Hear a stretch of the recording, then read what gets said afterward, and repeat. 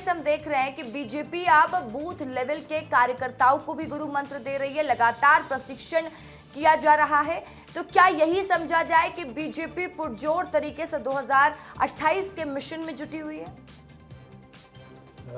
वास्तव में चुनाव की दृष्टि से तो नहीं, लेकिन भाजपा जो इस प्रकार की तैयारी निरंतर अपना करते रहती है। कोई आज से ये प्रक्रिया शुरू नहीं हुई है।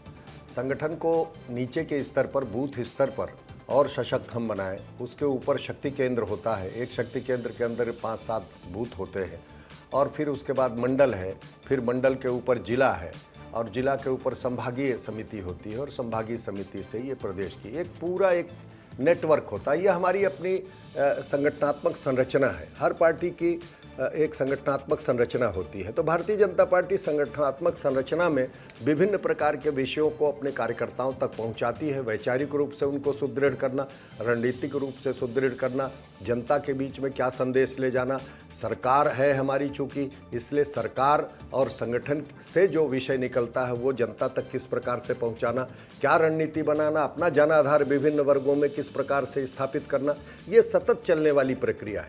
कोई चुनाव की दृष्टि से नहीं है। भारतीय जनता पार्टी का काम जो है 365 दिन और प्रत्येक दिन, हर सप्ताह में और लगभग 24 आवर्स का है। तो जिसमें जिस प्रकार का दायित्व कार्यकर्ताओं को दिया जाता है उस प्रकार के निभाते हैं। हाँ, कभी कभी क्या होता है कि उनको संबोधित करने के लिए कुछ प्रमुख बड़े नेता भी उसमें सम्मिलित हो जाते हैं उन बैठकों में, जिसका आपने संदर्भ दिया कि हमारे प्रकोष्ठों की बैठक हुई। इसके पहले भी तमाम तरह की बैठक होती रहती है और हो चुकी है, आपने देखा होगा। तो ये प्रकोष्ठ की बैठक थी, वो थोड़ा चर्चा में आया है। कांग्रेस से इसकी कोई तुलना नहीं हो सकती। चुनाव से जुड़ा हुआ ये संदर्भ नहीं है, भाजपा की चलने वाली एक सतत प्रक्रिया है। चलिए ठीक है। नितिन भंसाली जी, अब कांग्रेस पार्टी में भी यही दिखाई दे रहा है कि जो तमाम गुटबाजी के आरोप लगते रहे हैं, अब तमाम दिग्गज एक साथ एक मंच साझा करते नजर आते हैं। तो कल हमने टी.एस. सिंहदेव का एक बयान सुना जिसमें वो अपना मोबाइल विस्तार न्यूज़ के कैमरे में दिखा रहे कि देखिए, पूर्व मुख्यमंत्री भूपेश बघेल से मेरी बात होती रहती है, तो अब सब ठीक करने की कोशिश की जा रही है। तो क्या इसको वैसे ही देखें कि अब कांग्रेस पार्टी भी चुनावी मोड में आ चुकी है, कई पार्टी को किसी भी प्रकार का किसी तरीके से कोई नुकसान ना हो जाए, इसलिए पार्टी अब एक दूसरे जो सीनियर लीडर हैं एकजुट होते नजर आ रहे हैं? जिस दिन 2023 के चुनाव नतीजे आए और हमारी हार हुई, हमने हार स्वीकार की, उसी दिन से कांग्रेस एक्शन मोड पर है कि कहाँ गलती हुई और इन गलतियों को सुधार कर वापस 2018 जैसे नतीजे कैसे आए।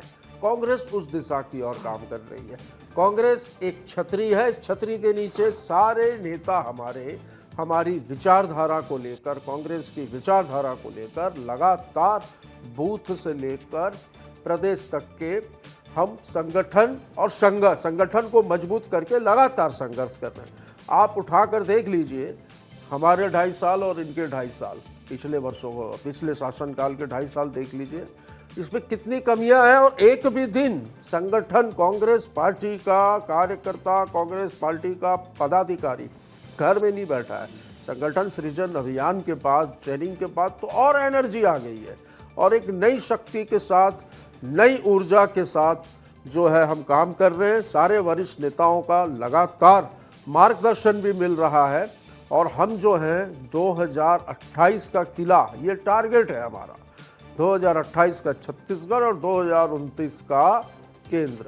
इस टारगेट को लेकर हम काम कर रहे हैं और इसमें सफलता भी मिल रही है लगातार। जिस प्रकार जी, मैं आपका रुख करूंगी राम अवतार तिवारी जी से भी समझ लेती हूँ, क्योंकि जिस तरीके से राम अवतार तिवारी जी हम देख रहे हैं कि चाहे बीजेपी हो, कांग्रेस हो, दोनों पार्टियां जो भी पार्टी के अंदर के मसले हैं वो सॉल्व करती हुई नजर आ रही हैं।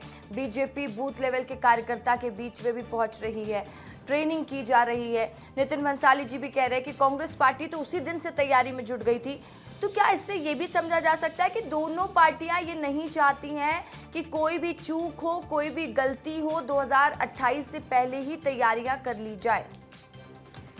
अब विष्णुदेव सरकार को 2.5 साल पूरे हो गए हैं, तो उसके बाद एक चुनावी काम करने का जो समय है, किसी सरकार का समय है 2.5 साल 3 साल रहता है। उसके बाद जो पार्टियां हैं और सरकार है, दोनों चुनावी मूड में आ जाते हैं तो वो मूड अब दिखने लगा है। मूड इसलिए भी दिखने लगा है कि जो बैठकों का, निर्णयों का, जो फैसलों का करना है वो इसमें तेज़ी आ गई है।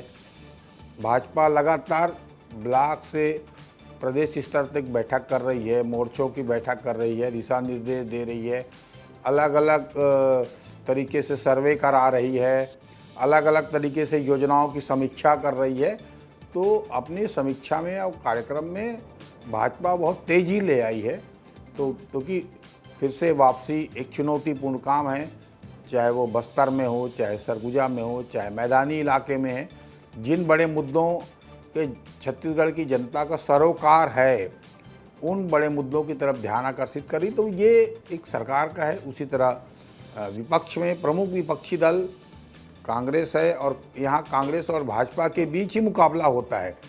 तो कांग्रेस इस बार अपने संगठन की तरफ ध्यान दे रही है, नई पीढ़ियों की तरफ ध्यान दे रही है, मुद्दों की तरफ ध्यान दे रही है। जो जिस तरह के मुद्दे जो जनता जिन जैसे बिजली के मुद्दे को लेकर जनता में नाराज़गी है, तो उसको दिखाने की, उस भावनाओं से जुड़ने के लिए धरना, आंदोलन, प्रदर्शन कर रही है। ऐसे बहुत सारे मुद्दे हैं, चाहे धान खरीदी के मुद्दे हों, जो मुद्दे पर बड़े वर्ग को प्रभावित किया जा सकता है, उसके लिए लगातार आंदोलन कांग्रेस कर रही। कांग्रेस में इस बार अपेक्षाकृत संगठन में सक्रियता दिख रही है।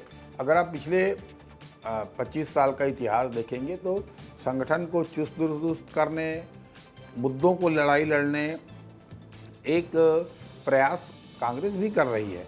अब आगे जाके देखना है, क्योंकि आजकल जो है एक और चीज़ ट्रेंड आया है कि अंतिम चुनाव में 1 साल बचा रहेगा, 6 महीना बचा रहेगा, कोई ऐसा लुभावनी निर्णय लो, ऐसे बड़ी बड़ी घोषणाएं करो जिससे सरकार के पैसे का लुटाने का जो क्रम है, घोषित तरीके से वोट पाने के लिए घूस देने का काम है, उस तरह की प्रक्रिया भी चालू हो गई है।